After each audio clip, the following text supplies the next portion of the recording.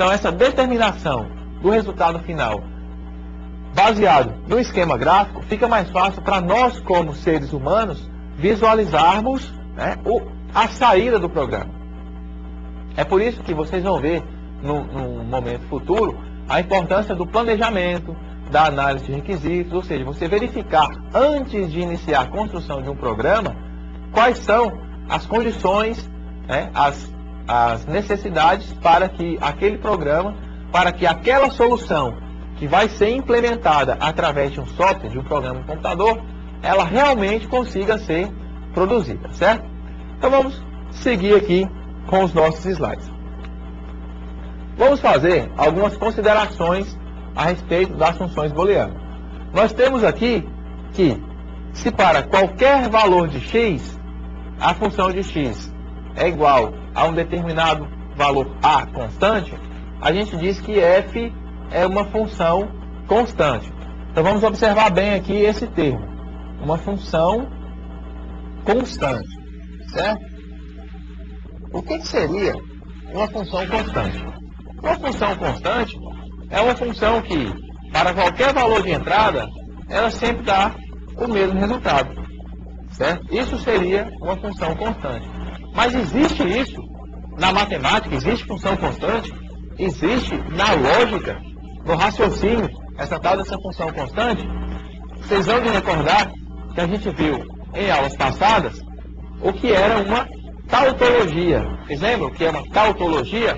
Uma tautologia é uma proposição que ela vai ser sempre verdadeira, certo? Então, se você descreve uma função lógica e essa função lógica é uma tautologia, certo? Se essa função lógica é uma tautologia, então a gente pode dizer que para qualquer valor de entrada, o resultado vai ser sempre o mesmo. Por quê? Nesse caso, verdadeiro. Ou seja, ela é constante e o seu valor é verdadeiro. Agora, nós podemos ainda ter uma função constante que dá sempre falso. Nesse caso, seria uma contradição, certo? A contradição, se vocês se recordam bem, eu me recordo, né, é uma proposição, é uma função booleana, que vai ter valor sempre falso. Então, a tautologia é sempre verdadeira, a contradição é sempre falsa. Dessa maneira, nós temos aí dois exemplos de funções constantes, certo? Vamos fazer aqui ainda mais alguma consideração. Veja só. Nós temos aqui, se f de x é uma função booleana, certo? Se f de x é uma função booleana, então, f de x negado, certo? F de x negado também pode ser considerada uma função booleana, certo? Ou seja, a negação de uma função booleana pode ser considerada também uma função booleana. Agora, o que significa isso? Significa o quê? E se por um acaso você tem o inverso, né, você quer fazer o inverso daquilo que você desejava anteriormente, né? Por exemplo, vamos supor que você está implementando um interruptor, certo? O interruptor ele vai ter dois estados, o ligado e o desligado. Você pode representar isso através de uma função booleana. Agora, você pode querer inverter esses valores. Por que, por exemplo, você gostaria de querer inverter esses valores?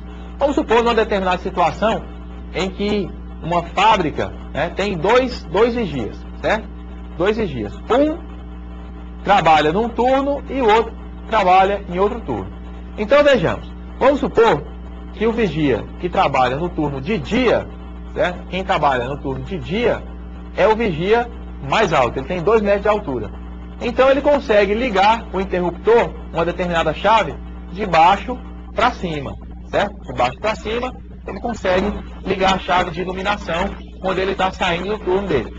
Agora, vamos supor que o vigia que trabalha da noite para o dia é um baixinho de 1,20 m.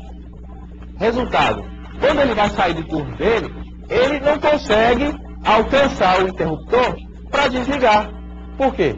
Porque o cara que ligou era o grandão. ele não consegue alcançar. Aí você quer fazer o quê? Você quer fazer a inversão desse circuito. Como assim a inversão desse circuito? Você vai passar a ligação da chave para baixo e o desligamento para cima. Por quê? Porque dessa maneira o grandão vai conseguir ligar a chave tranquilamente e o baixinho, quando estiver saindo, ele vai conseguir empurrar a chave de baixo para cima, certo? Então dessa maneira você consegue, a gente consegue ilustrar a necessidade de, em alguns casos, inverter o valor de uma função booleana, certo? Essas considerações, elas são importantes para quê?